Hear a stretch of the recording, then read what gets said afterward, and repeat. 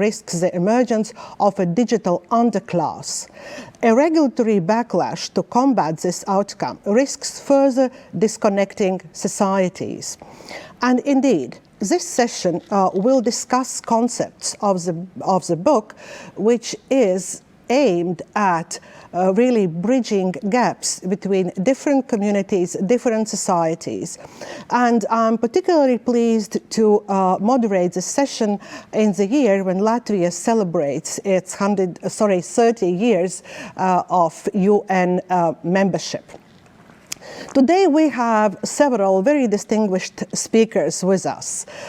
It's Dr. Vairavīte Freiberga, Paul Nemitz, Alex Sandy Pentland, Thomas Patterson, and Yugan Antoine, and I will introduce them in the order as they are going to speak. This panel is moderated by me, Jeanette Ozoliņa, and I'm chair of the Latvian Transatlantic Organization's board. And I invite all of those who are following the discussion to place their questions in a chat box, and we will try to deal with all of them again in an orderly fashion. And I would like to start with introducing Vairavīte Freiberga. She was president of the Republic of Latvia from 1999 to 2007. She served as the president of the World Leadership Alliance Club de Madrid from 2014 to 2020. She was very much engaged in bringing Latvia to the EU and NATO. She was also very much associated with different UN initiatives, and she was named a special envoy on the reform of the United Nations in 2005, and also was a candidate for Secretary General's post in 2006. She was very much engaged and still very much engaged in different discussions related to the future of the world and different organizations. She was vice chair of the Reflection Group on the long-term future of Europe, and currently she is a member of the UNESCO high-level group on the future of education and the Lancet COVID-19 International Group. She has published 16 books and numerous articles in different journals and edited monographs. Dr. Vairavīte Freiberga, I would like to ask you a question which is very much related to the book which we are debating today. And this book is very much about building social contract, which will be the main tool which brings together different type of stakeholders. And also the social contract is aimed at advancing different monitoring, different managing instruments. And I wanted to ask you how you, from the present day's perspective, when the international community is questioning effectiveness and relevance of international organizations, see what could be the role of international organizations in this very complicated era of people and communities being disconnected. To what extent is the creation of such a social contract achievable when it requires commitments from so many parties? And if there is an international organization which is respected, then it's much easier to achieve this goal. But at the present moment, we are still in a very complicated situation. Madam President, how you would answer to those who are skeptical about the implementation of such social contract? Please, floor is yours. Thank you, Dr. Ozoliņa. Dear Janet, dear Tuan, distinguished participants, ladies and gentlemen. I think that your slip of the tongue earlier, about 100 years, was very pertinent because the cooperation between the Riga Conference and the Boston Global Forum and the Dukakis Foundation goes back to the year 2018, which was the centenary year of Latvia's independence. And I'm very pleased to see that as the years go by, this fruitful collaboration with our friend Tuan, with our distinguished colleague Governor Dukakis, Boston, and all the scholars and bright minds in it, continues unabated. The report that is being presented today is most definitely an aspirational one. It is not a handbook for step-by-step reaching certain goals of the kind that, say, ministries in governments would be producing, or that separate, say, for instance, a private company which has a certain manufacturing mandate, they will produce so many pairs of shoes of that sort and whatnot. This is aspirational, this is ideational, it is most definitely idealistic. But you see, the world, as we consider it, especially an enlightened world, and a world in which the fate of humans will be better than it is now, or than it threatens to be in the future, such a world needs ideas as a basis for its survival. It's as simple as that. It is not having the right ideas and the right aspirations is not a luxury left to intellectuals or the idle rich or say, well, academics and students who are trying to get diplomas. Far from it. What we are trying to do is to, in fact, extend the broad range of participants in what we generally would, for simplicity, say called democratic processes, or shall we call them participatory processes.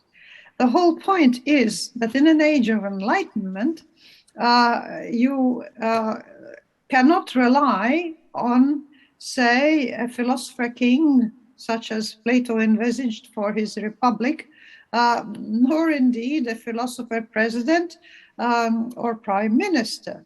What a modern society, and certainly if it's to be democratic, what it needs is enlightened people. And the means by which enlightened people can be formed, grown, if you like, shaped by existing generations into the future, obviously will include education in its traditional sense, though you understood, but also we have just, I'm part of a group which is presenting in the month of November an official report to the world. It's a UNESCO group about reinventing our futures together, about reinventing and a new social contract, about education as a common good which belongs to everybody. And precisely the same sort of aim is the one that has been animating the project that is presented in this book, Making the World a Better Place and Working for Tomorrow. The progress, technological progress, particularly that in artificial intelligence, but I would say not just artificial intelligence in the fancy sense of, say, thinking machines who will think better than humans, which some of them already do, for instance, informing diagnostics of early stomach cancer. There are programs that do it better than the best surgeons and oncologists, specialists in stomach cancers. But that is not the only thing that we have in mind. I think we should include in our purview, and so far we have been too busy setting up the high and global goals, but I think we will soon, I think the global Boston Global Forum, and I hope that the Riga conference will contribute to these deliberations, will be thinking about how the social media and their impact on society and the effect they have on the mental health of people, on the mental health of young people, on the mental health of democracy, if you like, or on the stability, the solid foundations of democracy, how they will proceed in the future. So that all of us are equally concerned in these things. These are not esoteric matters, but idealistic. They are indeed, because the Declaration of Human Rights, as presented by the United Nations in its time, just like the creation of the United Nations. It was very idealistic, it was very aspirational. But we need that sort of goal if the world is going to make any steps forward. Thank you for now. Thank you, Madam President. You definitely said a very wide range of issues which could be discussed later on, and I would like to pick just a few of them. I think your point about education as a common good is particularly relevant during those years when, and those days and months when during the pandemics, for so many young people, education becomes a luxury rather than a common good. And also the strive for ideals in the world when we are only looking for practical solutions. I think it's also one of those very valuable points which you mentioned among many of them, and we will come back definitely to that issue. And now I would like to give a floor to our next speaker, Paul F. Nemetz, who is a principal advisor in the Directorate General for Justice and Consumers of the European Commission. And prior to the present post, he was a Director of Fundamental Rights and Citizens' Rights in the same Directorate General, and led the reform of data protection legislation in the EU, the negotiations of the EU and US Privacy Shield, and the negotiations with major US internet companies of the EU Code of Conduct against incitement to violence and hate speech on the internet. And he's a member of Commission for Media and Internet Policy of the Social Democratic Party of Germany, Berlin, and also visiting professor of law at the College of Europe in Bruges. Mr. Nemetz, you also contributed to this book.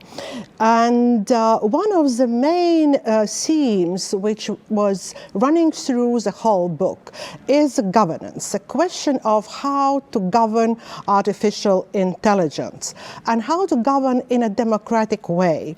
And there is such concept introduced as next generation democracy. And I wanted to ask you, what makes the next generation democracy different from the present one? And what kind of governance is needed for an age of global enlightenment? And what is the role of artificial intelligence in that process? Please, Mr. Nemetz, floor is yours. Thank you very much for the opportunity to discuss today and for the already very inspiring opening talk by Mrs. Freiberger and your question. Let me say that when we look at digital technologies, we have gone through a fashion of the insistence, if possible, of the absence of laws. If we remember the Declaration of the Independence of Cyberspace by John Perry Barlow, the texter of the very famous pop band Grateful Dead, who said that at the World Economic Forum in the 90s, who said that on the internet, and we don't want any regulations by parliaments, we don't want governments, they have no legitimacy here. This cyberspace is a new place of mind where people meet and solve their problems themselves. And this has informed for a long time the way policy was shaped, namely a huge absence of regulation in a democratic fashion. This has created the many problems Mrs. Freiberger was already referring to, and I think what we see today is a return of democracy and the law. And in which way? And this is, I believe, the future shaping, the future democracy combined with technology. I think it's not enough to teach our children to be enlightened and to learn about enlightenment, but we must practice democracy. We must demonstrate that democracy still shapes our world. And how do we do this? We do this by going beyond, let's say, a debate on ethics and self-regulation of technology. We have years behind us now in Brussels, for example, a high-level group on ethics on AI. Also in Germany, I was member of the Data Ethics Commission of the German government. Also, all these discussions have taken place. But the conclusion in the political realm, in Brussels at least, is that the future of democracy lies also in demonstrating that it is not technology alone which shapes our world, but it is also the law as the most noble expression of democracy. And that's why we are now discussing in the European Parliament and in the European Council, the Parliament representing the people, the European Council of Ministers representing the states, quite a number of legislative measures which give shape to the future of technology and governance of the internet. And this is a very clear renaissance of the law, and I would say an outline of the future of democracy in a technical age. And what are these laws about? They are about, in part, controlling power which comes from dominance in the marketplace. This is the Digital Market Act, which will reform our competition law. Then it is about behavioral rules for social networks and platforms. These platforms and networks having moved from being marketplaces for commerce to those places where we build our political opinion and which shape elections. More than 50% of people in the United States and in Europe now build their political convictions on these social platforms on the internet. And the Digital Services Act lays down rules which ensure that the way news is played out and information is provided through algorithmic systems to people on this electronic public sphere of the internet and these social media platforms is conducive to a well-functioning democracy and represents fundamental rights. I think this is what we need to aim for. We need to make good use of the experience that all mass media previously have been highly regulated so that they are conducive to democracy, and the same must be done now with cyberspace and the internet. And then we come to, let's say, the technology which looks most promising, which is artificial intelligence. And as Bill Gates said, this technology has great potential, like atomic power had great potential, but it is also as risky as atomic power. So we must therefore lay down rules in law which shape how this technology is developed and put on the market according to risk groups. And this is what the European Commission now has proposed in its proposal for a regulation on artificial intelligence of April of this year. This is something which is also now being debated in the European Parliament and in the Council of Ministers. And let me just say that we are trying to set out a few rules on AI, which will certainly be forbidden in Europe. For example, the use of artificial intelligence to introduce a government-led social scoring like we see it in China. This is something which this regulation will forbid. Then we group the AI into 4 risk groups, the AI with very high risks, AI with medium risk, low risk, and no risk. It is our assessment that much of the technology will be in the low risk category, but some technologies, and I give you a few examples which are mentioned in a list of risky AI, must have very stringent rules. For example, AI which is used at the workplace to recruit people or to assess their performance. AI which is used by judges in the police. AI which is used in the context of medical examinations and medical machinery. AI which runs essential infrastructure of the state. So the regulation contains a list of sensitive sectors in which we must have very high standards for AI in terms of reliability, in terms of human control, in terms of transparency towards the regulator, and in terms of what I would call respect for democracy and fundamental rights built in from the outset. So this is for me the future of democracy, that democracy returns to shaping and giving rules and frameworks for this very, very powerful technology, and also for the behavior of the companies which make profits from this technology and which sell it into the market. Thank you very much.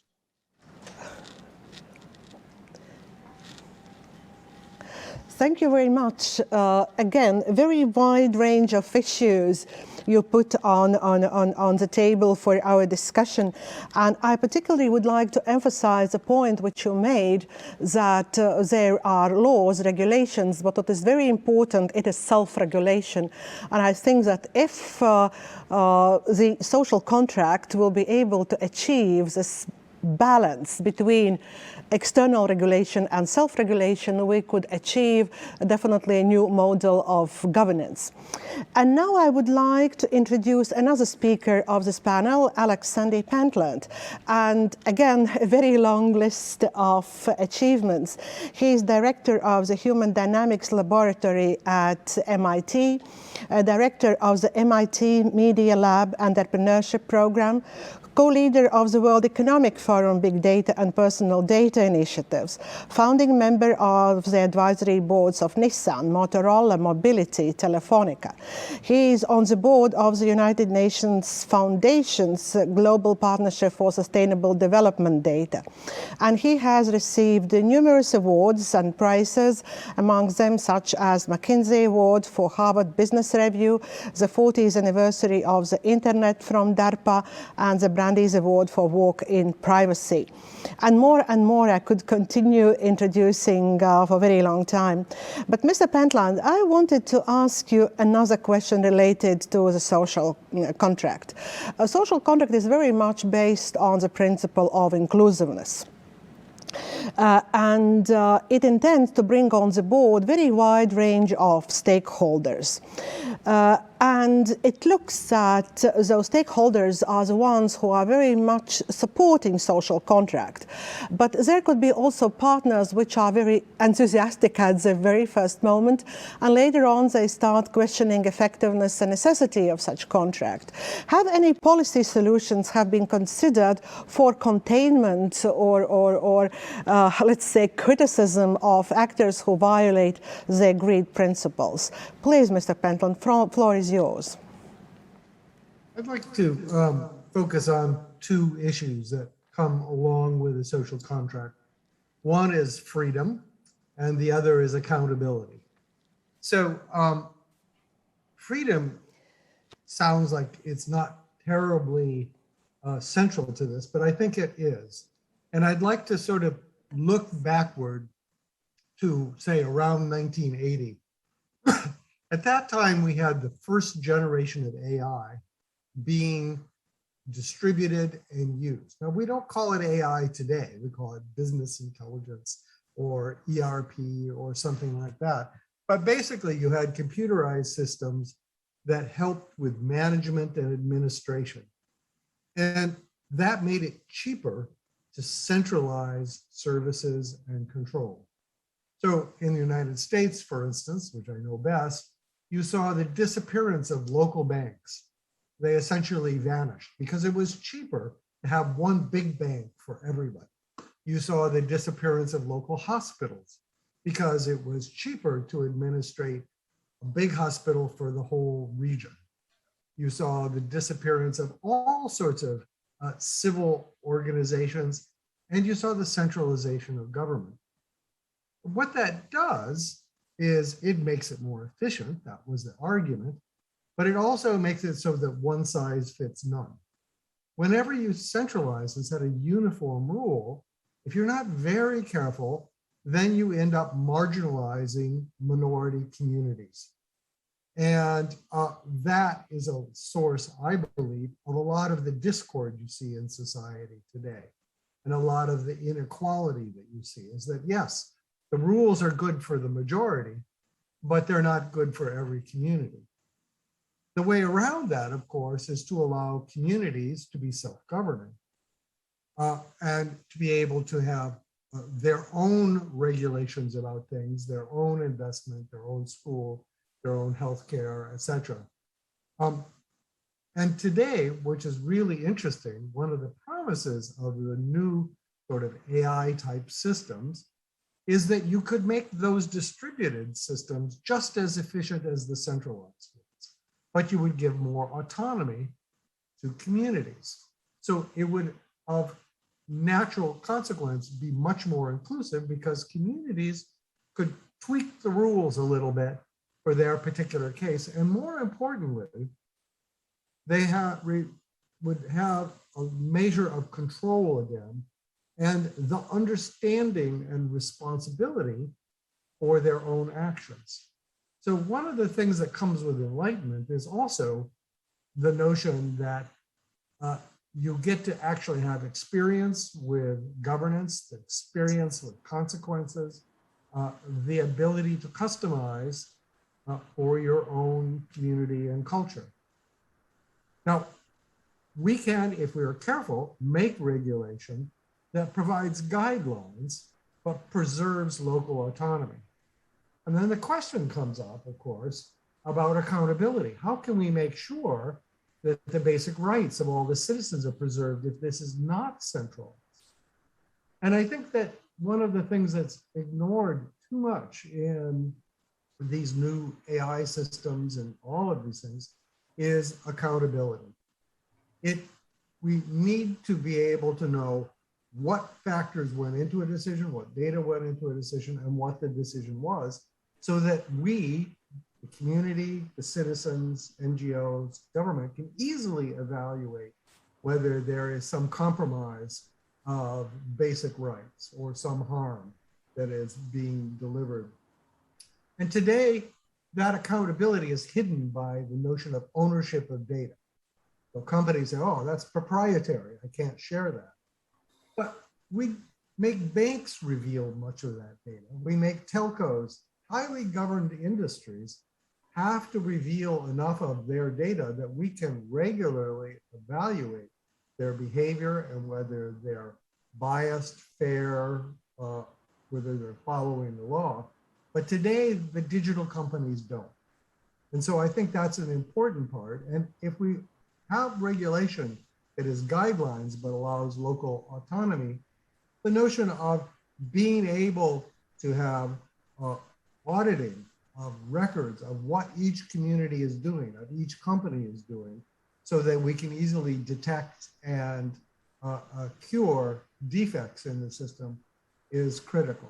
So that may sound a little techie, but basically it's a question of, do we allow communities their own autonomy within reasonable limits? And if we do that, how do we ensure that basic rights are enforced, which is accountability? And I think those haven't been highlighted enough in most of the discussions that I've seen. So I would like to re-emphasize them. Thank you. Thank you very much. Indeed, very relevant points. And I'm wondering how to put in practice, on the one hand, providing more autonomy for local communities. And I think that in very many countries, communities would be praising your point and would take them as one of the criticism targeted at their central governments. But on the other hand, how to combine this increasing local autonomy with empowerment of communities, because not all communities are on the same level of development and their awareness of what autonomy brings to them. And then another point, which is related to accountability, because to take autonomy is something what communities want, but it comes with accountability.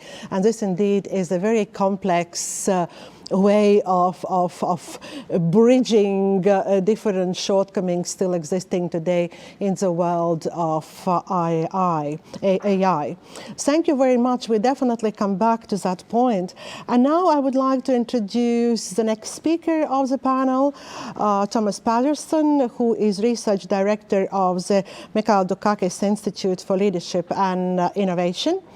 He is Professor of Government and the Press of of Harvard Kennedy School, and he is author of very many books devoted to journalism, political communication, and such book as Out of Order, which is very well known among political scientists and journalists, received the American Political Science Association's Graeber Award as the best book of the decade and decade in political communication.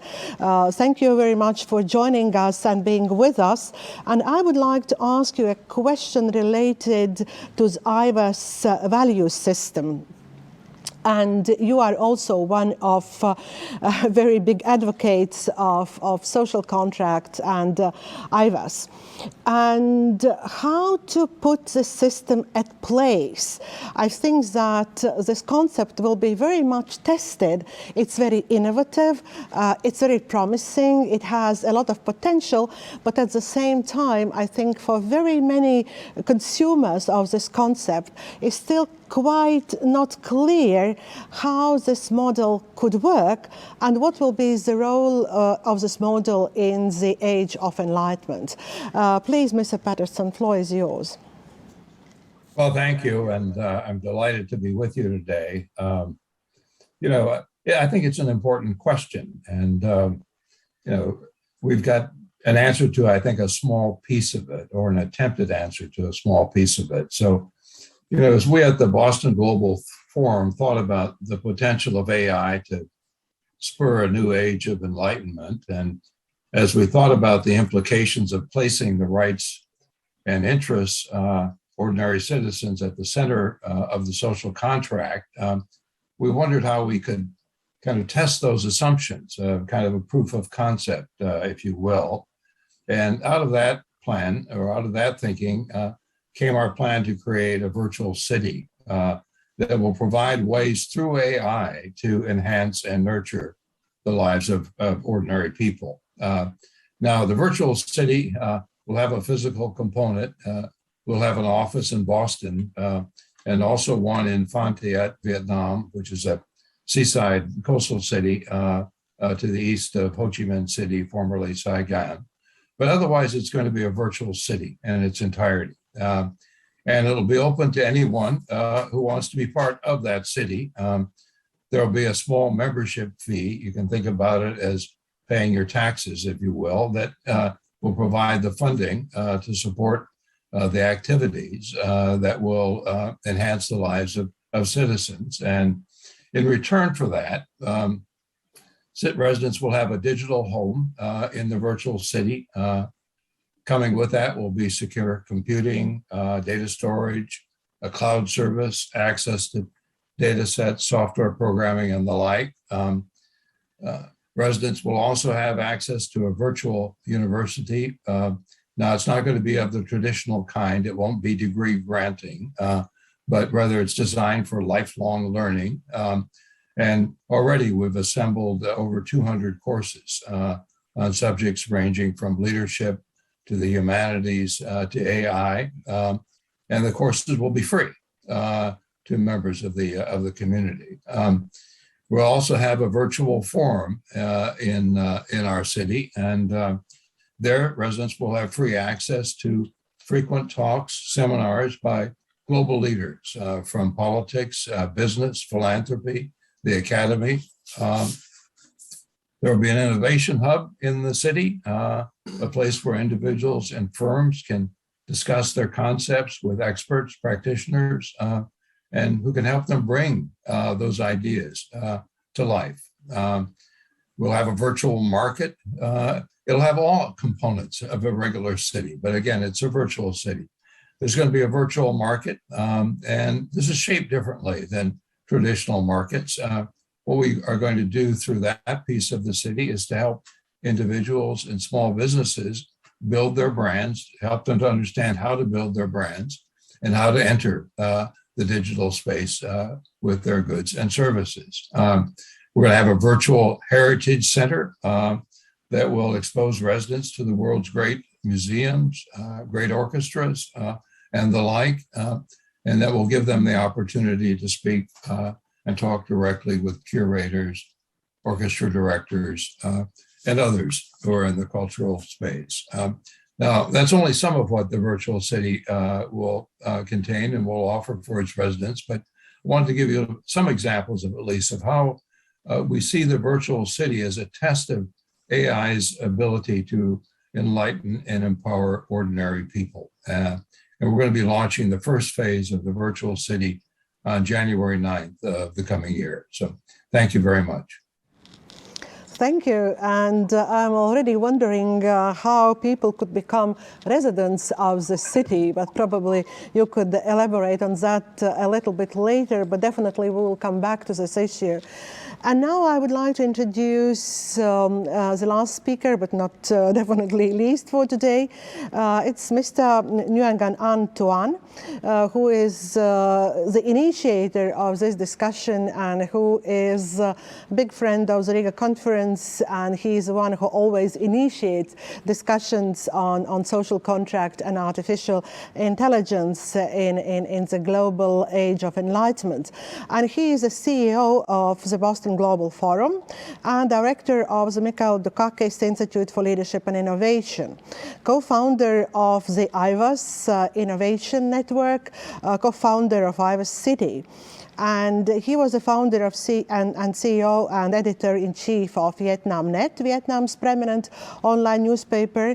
And he was also founder of and CEO of the VietNet, the first internet service provider based on TCP/IP in Vietnam. And Tuan also served on the Harvard Business School Global Advisory Board from 2008 to 2016, and also chair of the International Advisory Committee of UNESCO UCLA, chair on global learning and global citizenship education at the University of California, Los Angeles. And in 2017, Tuan, together with Mr. Dukakis, founded AI World Society, and together with Thomas Patterson, Nazli Kotri from MIT, announced the concept of AI government. So very many initiatives leading to connectivity, which I mentioned at the very beginning, among different residents of our global world. And I wanted to ask you, Mr. Tuan, you have already presented the main ideas defined in the book at the United Nations and different international conferences. What were the first reactions, positive and also critical ones? Please, Mr. Tuan, floor is yours. Thank you, Zanetta. Thank you so much for your invitation. And I'm so moved and honored today to discuss with our panelists and our people at Riga Conference 2021 about the book. And I highly respect and appreciate Riga Conference 2021. And this is founded by President Vic Rebecca when she was a president. And I think Riga Conference is a very significant and great contribution for peace, security, and development of the world. And I have very great experience 2 times in person with Riga Conference and last year online also. So Boston Global Forum and Riga Conference, very, very close friendship and partnership. And also we are very highly appreciated with our friends today in panel. They are distinguished contributors for the book as the President Vic Rebecca, Zanetta Ozolina, chairwoman also, and Professor Tom Patterson, Professor Nazli Kotri, and Paul Nemeth, that is great contribution and co-author of the book with very important chapters of the book. And also, I'm very highly appreciate and so moved to say thank to Governor Michael Dukakis. He is a great leader to inspire me and our college to visit the book. And he's always asking me that is how to build and make the world better with AI and digital and blockchain. And also I'm very honored and thank Mr. Ramu Damodaran, first chief of the United Nations Academic Impact and co-chair of the United Nations Centennial Initiative. He is a great friend and great partner with Boston Global Forum, between Boston Global Forum and the United Nations Academic Impact to create the United Nations Centennial Initiative and the book. And he is a great friend and great thinker to contribute for the book also.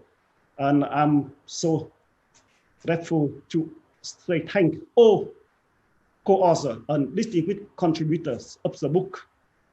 As the President of European Commission, President Ursula von der Leyen, Prime Minister of Japan, Shinzo Abe, Secretary General of the United Nations, Ban Ki-moon, and many leaders, many distinguished thinkers of Harvard, MIT, and the world. So I would like to say thank you very much for that. And also today you asked me about that, how to receive. I think very exciting. And I will say something about that is the Age of Global Enlightenment. So very short to introduce about that, because we talk about and the title of the book, The Age of Global Enlightenment. Many people will ask, what is the Age of Global Enlightenment? And we short define, and also any concept and principle was published on the book. And thank Rīga Conference 2021 published and recommend and introduced on website already. And I short brief that is we need and the world need a new model for future when the United Nations 2045, 100 years. With technology, AI, digital, blockchain, and new situation, new status, and especially after pandemic COVID-19, the world need to build new model for better, for safer, for peace, more peaceful, and for the people. And we need to reduce inequality between countries, between people. And so how AI, how digital, how blockchain, new technology can help, and also most important, that the people. As President Vic Frederica talked, that is most important, the people. Technology is a tool for us, so that platform for us. So we need that is mechanism, concept, principle to enforce, to make sure new technology, AI, digital, and blockchain make the better world and serve the people, not harms human being. That is concept and the purpose of the book, and the define the Age of Global Enlightenment. The first political and social order. We talk very much about the social contract for the AI age. That means not for AI, for the AI age. That means for the age of AI with new technology, but for people, for politics, for the society. And we talk many things already about the social contract, and thank for Rīga Conference 2020 recommend and introduce us. Yeah. So the second, that is the international law and global order and international relation. We need format, need standards from social contract for the IH, and also we build that the global law and accord on AI digital. Yes, and Paul Nemeth, one of the key person to build the framework for us. Professor Nasli Chukri from MIT also is one of the key team members to build this. And also for economy. That's a Professor Alexander Pentland have new ideas, charted economy, charted data information economy, and we try to bring equality opportunities for every citizen, every normal, ordinary people can approach, can build and create their work and life by the new technology with platform that we name that concept, that is the community innovation economy. In the book, Professor Pentland also mentioned very much, and we will discuss more on how to apply in AIWS City with AIWS innovation ecosystem, as Tom mentioned already. And we have culture, we build a culture in the Age of Global Enlightenment. That is very important. We diversify culture in the world. And with this new age, the Age of Global Enlightenment, we need to build standards, common values, and also we can have diversified culture. But dominate, that is the tolerance, forgiveness, respect each other, and honest. And we can get support very much from technology. As AI assistant, they can support, can help and remind us and makes the people more tolerant, more honest, and more sensory. That is also we bring very good lesson and case study from the world, that is tolerance, forgiveness, and reconciliation, that is between Vietnam and the US. That is two countries very painful past and history, but now became very good friends and very good relation. And also Vietnamese and Vietnamese culture, we are very much forgiveness and tolerance, compassionate. That is a great value, and Vietnam and many countries can contribute for culture of the Age of Global Enlightenment. And also education, very important. We need program as Global Enlightenment education program. And as the President Vice Vic Fabrica talked about role of education and information, we need to build information system for that. And key factor to succeed and to do that is that we can talk about how that well-receiving and discussion, debate about concept and principle of the book and the Age of Global Enlightenment. The first, we have some conference and discussion, and one is the most important, that is two conferences in September. The first is that is World Leadership Alliance Club in Madrid conference from 7 to 8 of September. We named that the Policy Lab.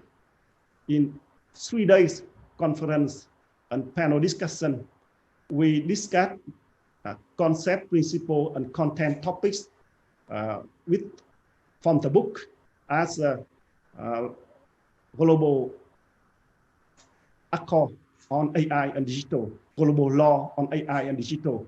And special, we set up and established Global Alliance for Digital Governance.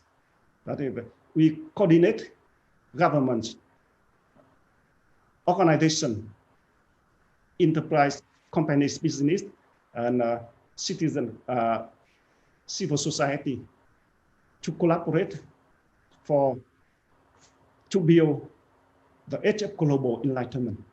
And we develop and invite a representative of Boston Global Forum to build and to collaborate and engage with global enlightenment community. Global enlightenment community is a co-author and distinguished contributors for the book. So from that kernel, we expand and we have very, very good, great representatives from 75 important cities in the world. And Riga is a very important and significant place in the Baltic area. And we are very honored to have Professor Zaneta Ozolina is a representative of Boston Global Forum in Riga and Latvia, and also Paul Nemis is representative of Boston Global Forum in Brussels and Berlin. Yeah, today also be here. And that, I think that is very well received and very interesting to discuss. And the second, that is we have built flagship cities model that is to connect with the city. And we have a good presentation and good discussion in the conference in New York on September 20 by that is as a exclusive side event to the United Nations National Assembly. And today we have this discussion, special discussion on 28th October. Professor Tom Peterson will join with panel together with President Bill Clinton. And Tom will also discuss about the book. And on December 12th, we will have very special event as a Boston Global Forum annual conference. So that is a series of conference. And on October 21st, Paul Nemeth and I will join one conference in Vietnam for global law on AI and digital. Yes, so, and also introduce about the book and discuss about our concept of the book. The book will be published in some country as also in Vietnam. So by Vietnamese language also. So also we face, of course, with new things, with new hope and new ideas. We always face a challenge. I think all of us, 25, includes Zaneta and the president here. We try to open, to set up a new road, new path, better for the world.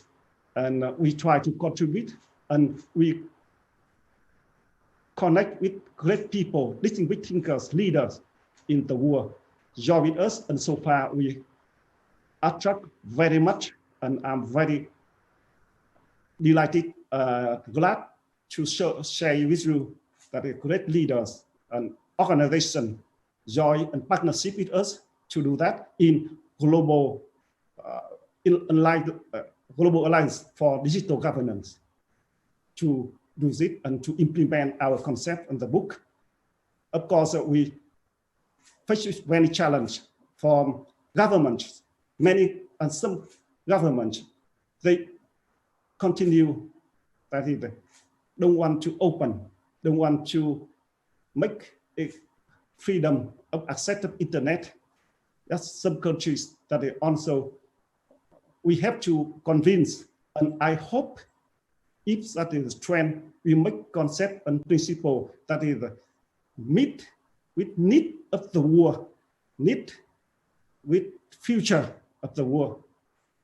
I think we can convince, and not only we, I think that is many leaders, many distinguished thinkers and strategists from the world, around the world, collaborate, work with us to make happen in our practical model, AIWS City, something like that.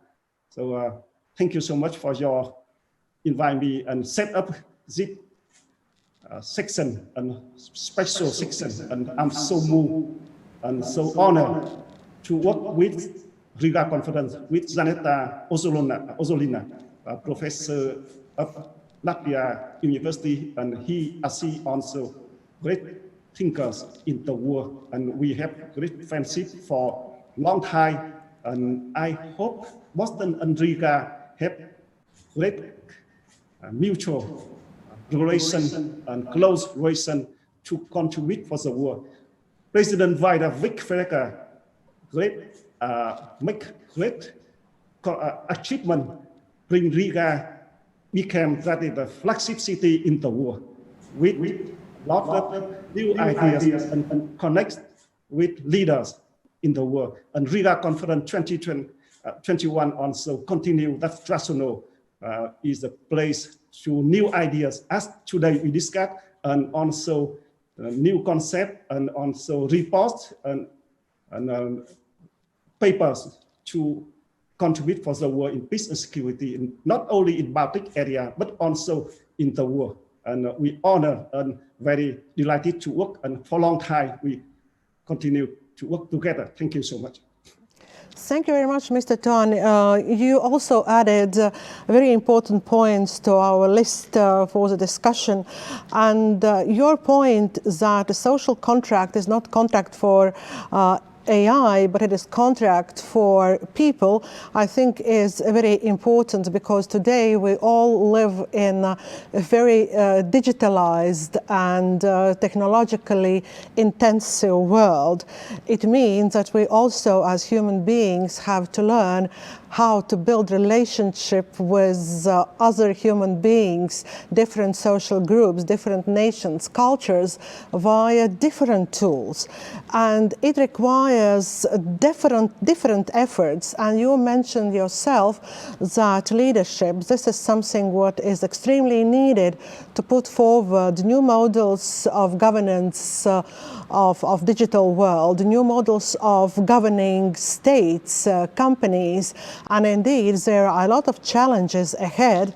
And another point which I wanted also to pick from your introductory speech is a point about digital culture. And on the one hand, digital culture requires different models of behavior, interaction, but digital culture also creates a lot of opportunities to learn, opportunities to acquire, to empower, and also to expand our skills and practices. Indeed, so many questions which we have to discuss in remaining 30 minutes.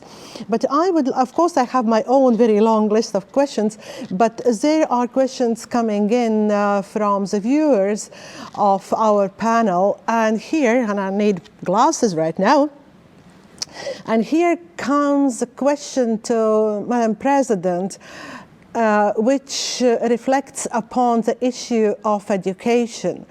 And the question is about how practically to make education at the core of Age of Enlightenment if there are still so many countries which are living in poverty, where a lot of inequalities exist.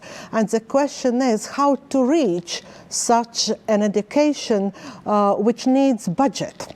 So how to combine our strive for a better education with limited budgets for education in very many countries. Madam President, please, floor is yours. I think the first thing to remember is that education and quality of education does not depend on the amount of money you throw at it. In our group of international experts who produced this upcoming report on the futures of education, we have Tarsila, a representative of the native population of Peru, who after all are a large majority, but an oppressed majority in their own country.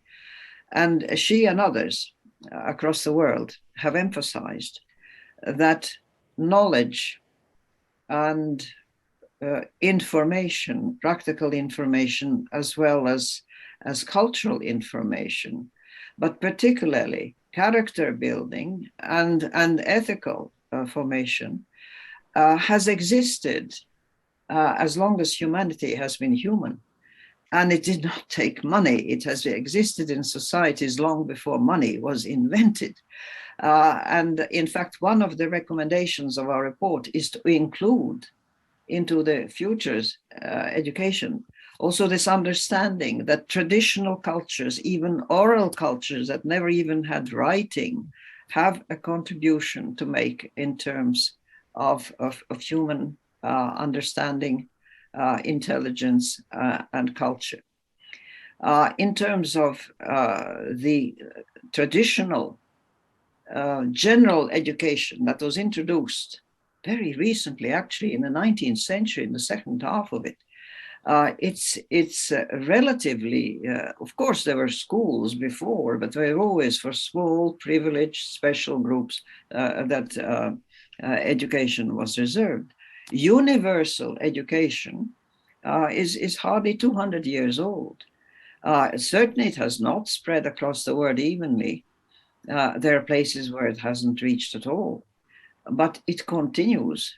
Statistics show that there's, just as there is a lifting out of poverty, according to the SDG goals, thank heavens, a lifting out of larger and larger proportions of humanity out of poverty, so there are more and more people worldwide getting educated. Only COVID-19 as a pandemic has created in some places in the world and in some sectors of certain societies a retrogression, a stepping back, and a losing of the gains we have made.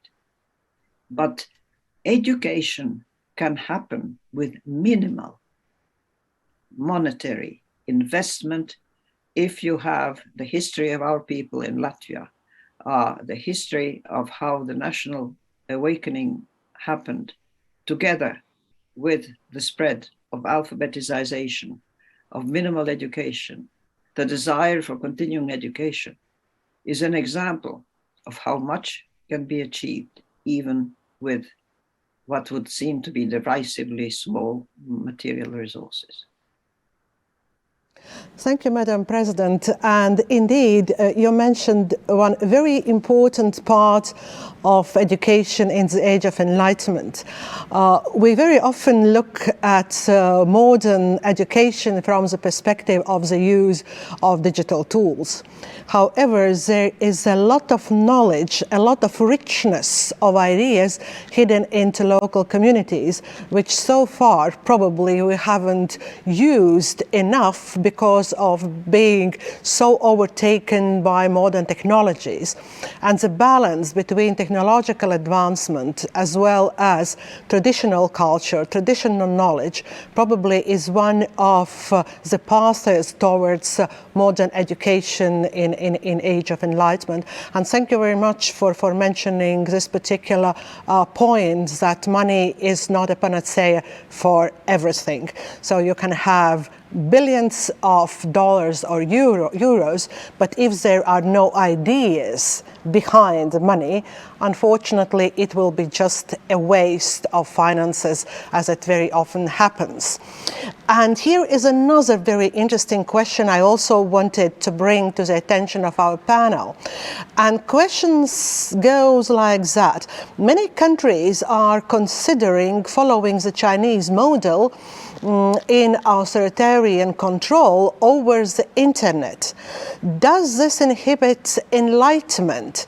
And most probably this question is related not only to Chinese experience, but there are enough countries today in the world which are trying to introduce authoritarian modes of governance of internet. So what does it mean for the Age of Enlightenment?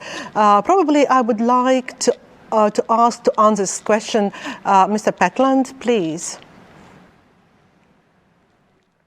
Oh, okay, so authoritarian governance of the internet. I think that a certain amount of governance, as Mr. Nimitz was saying, is certainly true. I think there will be differences in different places. The self-interest, I think, of any particular government is to have a much more broad discussion within limits. Different places have different limits. I think that probably the correct thing to do for those sorts of people that are exceeding the limits of inhibiting freedom of communities is perhaps a little bit like the carbon tax idea. Because they are not participating in the global discussion in a fair way, perhaps they should be at some disadvantage and harvesting ideas from the global communication, or in making use of those ideas in commerce and other places. Thank you very much. There is another question which is related to disconnectivity, and the question goes like that. Is there a threat of a splinternet in the world? Even the EU and US have very different approaches to internet governance. And it sounds like this question goes to Mr. Nemitz, because you were negotiating EU and US digital issues. Please, how you would respond to this curious follower of our discussion? I think the most scarce resource today in the world, inside societies like the US or Europe, and also within our member states in the European Union, but also in international relations, is really the ability to agree and the willingness to agree. We really see, let's say, a spillover of increased individualism also into politics. And I think we have to relearn the willingness to agree. And what does this mean for technology and for the internet? Well, I would say I can only refer to my experience in the Transatlantic Reflection Group on democracy and the rule of law in the age of artificial intelligence, which is a group which brings together academics from different disciplines from the United States and from Europe. And in this group, it is very clearly demonstrated in the consensus manifesto, which has been published when President Biden visited Brussels on the 14th of June of this year, that democracy must shape also the internet and digital technologies.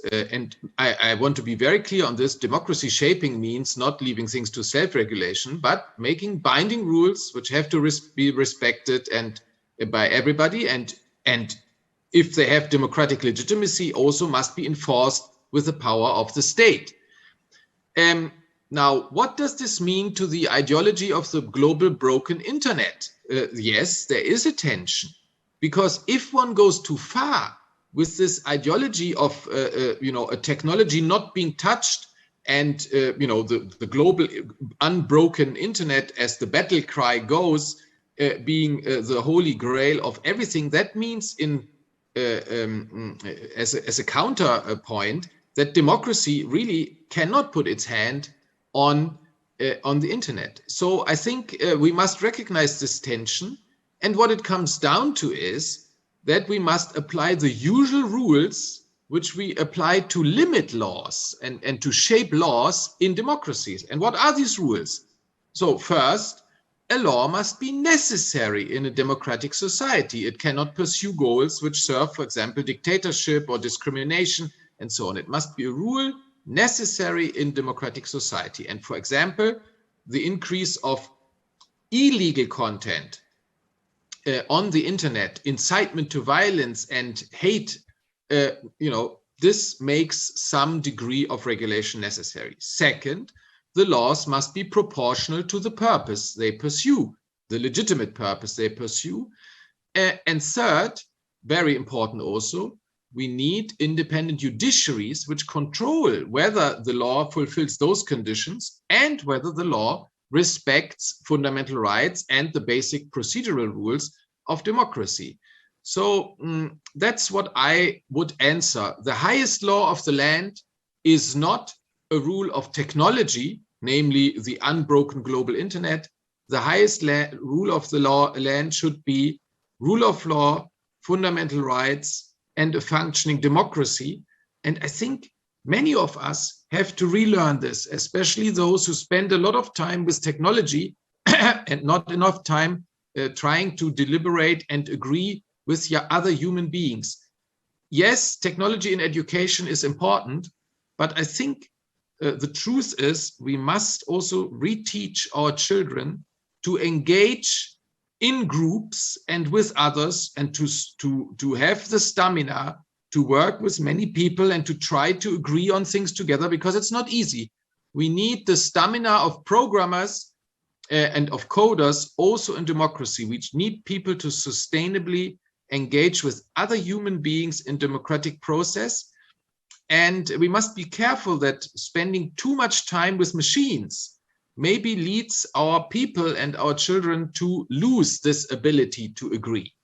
So, I mean, we could now start a big discussion about the parallel ascendance of these social networks and the mobile phone, which our children and we spend hours on, and populism at the same time, and anti-democratic tendencies. You know, there may be a relationship. If people become very impatient with other human beings because they are used to deal with a great performing technology, you know, what does this mean for democracy? I think we must relearn that patience with others, the willingness and ability to agree, is something we must train in our societies, and we must learn. And we must also look at technology from this angle, namely ask the question, what does technology contribute to our willingness and ability to agree on things? And I would say, as a last sentence, the fact that we can now discuss in the way we are discussing today, across borders, over the internet, over such a distance between very different cultures, is certainly a positive contribution of technology to this relearning of the willingness and ability to agree. Thank you very much. And indeed, who could disagree? Democratic countries that binding regulation and self-regulation are very relevant, and ability to come together and to discuss issues, to agree and also criticize each other is one of those basic values of democratic societies. But I'm really wondering how to manage, I even not using the word govern, but manage relations with different engaged parties, for instance, from democratic internet world and non-democratic internet world, because legal instruments could work in those societies which agree upon this legal instrument. But if we are debating such issues as the digital world, where you can hardly put any borders, hardly can put globally any legally binding instruments, how to introduce this at least some kind of framework of governing this process in order to minimize negative effects of the digital world. Probably it's too complicated for such a long discussion, but probably, Mr. Patterson, you could a little bit elaborate how to live and how to manage those diversities existing in digitalized world. Please. Well, thank you for asking me the largest question. I appreciate the running room that goes with it. But, you know, I think one of the things that's often underestimated is the importance of standards and how standards can be used to norm behavior.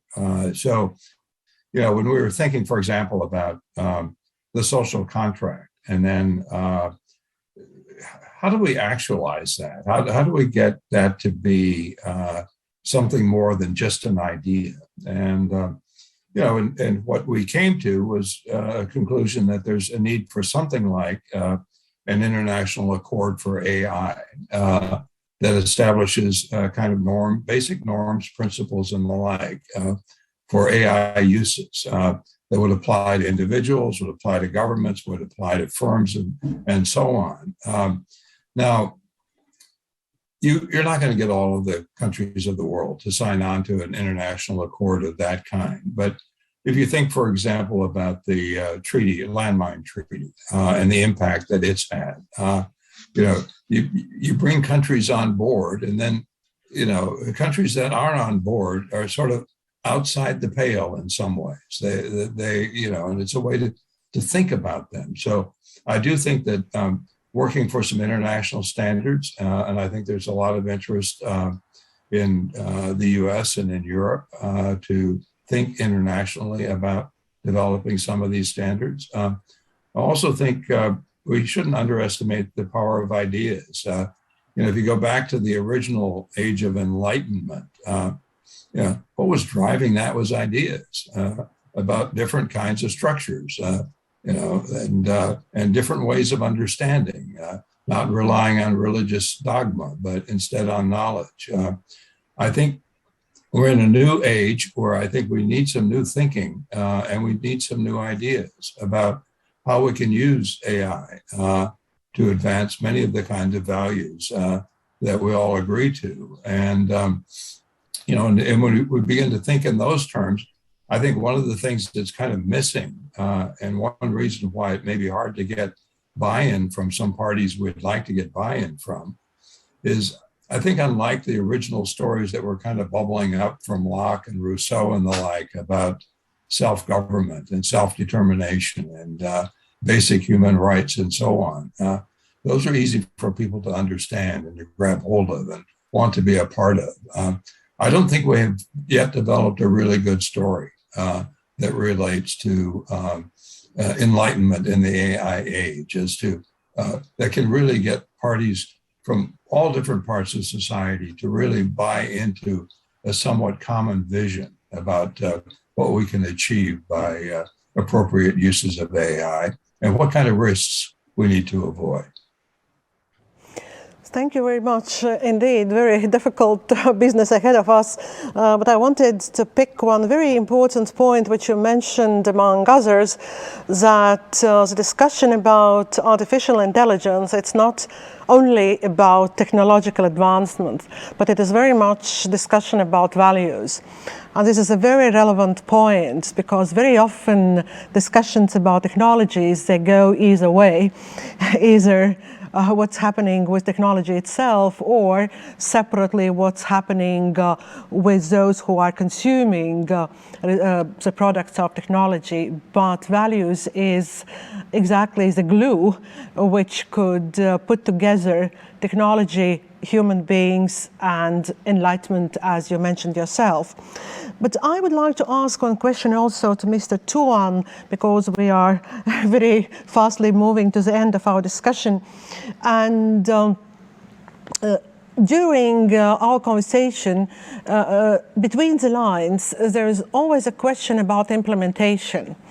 That the social contract, on the one hand, is something what can be agreed upon relatively easily, because it's about indeed principle, some principles, about some values, about some points which glues all us together. But then the question is how to put it at place, how to make the social contract work, because there could be, of course, some participants who wouldn't be very happy about all manifestations included in the contract. And Mr. Tuan, what do you see, what could be the driving factors which could put further, faster social contract and really to make it function in full speed and in full capacity? What would be your, let's say, the most relevant factors you would like to offer for those who would like to implement social contract? Please. Thank you so much, Zanetta. I think key factors to build the Age of Global Enlightenment is the most important for practice, that is, we set up Global Alliance for Digital Governance. And I say already a little bit, but in conference World Leadership Alliance Club de Madrid last month, we established already, and we have great leaders, distinguished leaders, thinkers, strategists, innovators, joy to connect, engage, and convince government, business, and civil society to do. And that is kernel, we built kernel Global Enlightenment Community and AIWS City, as Professor Tom Peterson recommend.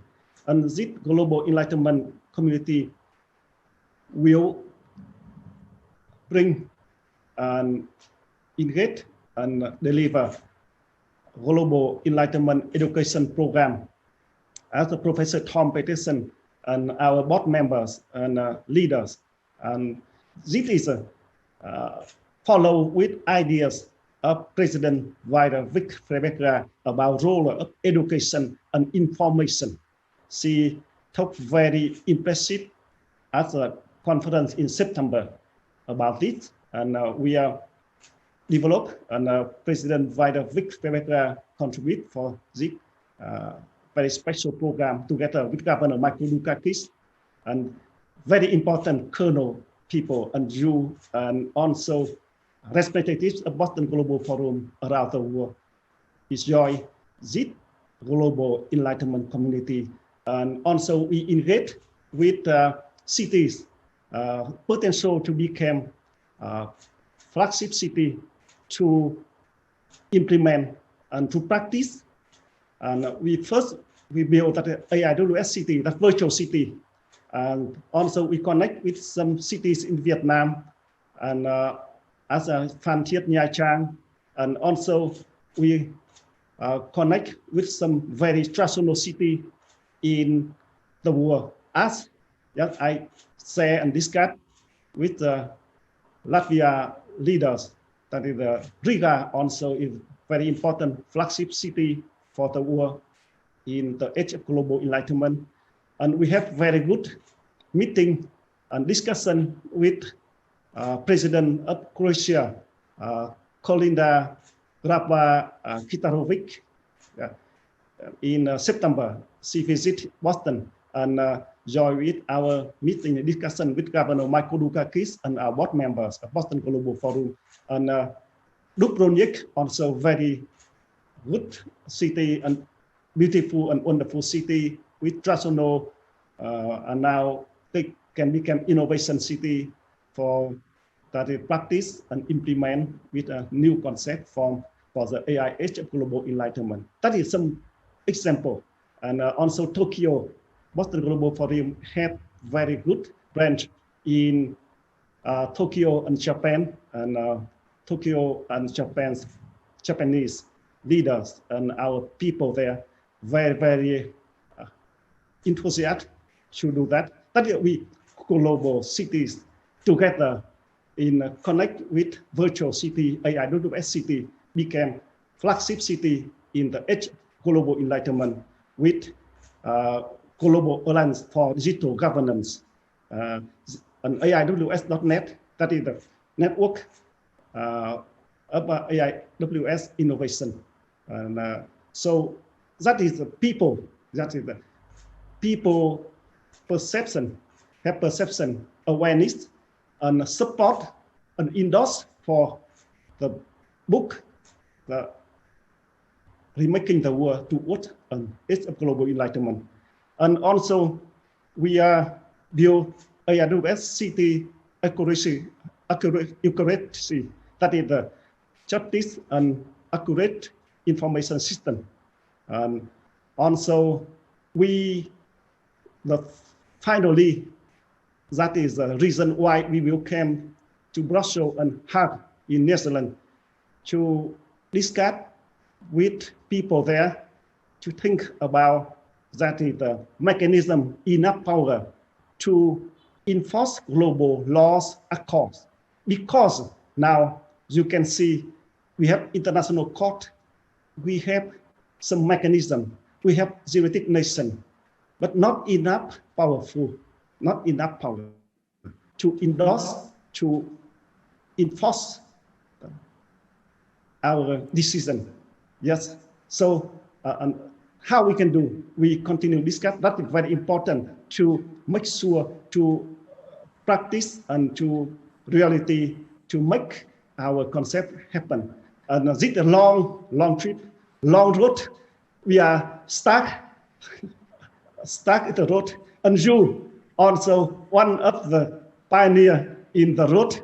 You are contribute a very important chapter in the book and also with ideas. So we start now that global enlightenment for digital governance, and we have global enlightenment community, and we start to do by that. Yeah. And we open and very humble and very respect opinions and contribution from the people. Any that we open to discuss based on standards, norms of social contract, and how to make that norm standard and make the model that is relevant and that work and happen and the people can accept, because everything we create, we try to do that is to serve the people, serve the citizen, as the Governor Michael Dukakis and our leaders at President Vajda Vik contribute for Latvia and many countries. And also, thank again, President Vajda Vik contribute very much for social contract for the IH and also Boston Global Forum for a long time and friendship. And that means we start and we do, and I hope that is we serve the people. People will contribute together, because only one purpose, only one goal, that is to make the world's peace, security, and better, and the citizen, normal citizen, ordinary citizen, ordinary can have happiness and have good health, a good life, and career. Yeah. Thank you very much. Thank you very much indeed. And you yourself offered a very good final remarks for this discussion, because you mentioned that the work which you have done so far, it was just a preparation for the starting point. You laid the grounds with this book and also with numerous discussions which you had before in different capitals of the world, introducing social contract and also idea of AIWS City. Since this is just a starting point, the work, hard work, is ahead of you and all of us who are supporters of this idea. And today's discussion is one of those contributions to introducing ideas and to making them work. And in order to make the social contract work, you also yourself, Mr. Tuan, mentioned civil society is needed, business society is needed, governments are needed, and also leaders are needed for introducing those ideas. It will be hard work. There will be a lot of critics around. There will be a lot of question marks, but it's part of the magic of democracy. Nothing is easy, nothing is going without any questioning, contesting, and argumentations. So the work has been already done, substantial one, but hard work is still ahead of us. And I wish you who has contributed to this book, but also those who are going to read this book, good luck, success, and really to reach the point when we could say, yes, we are all living in age of enlightenment. Thank you very much, and see you next year in Riga Conference 2022.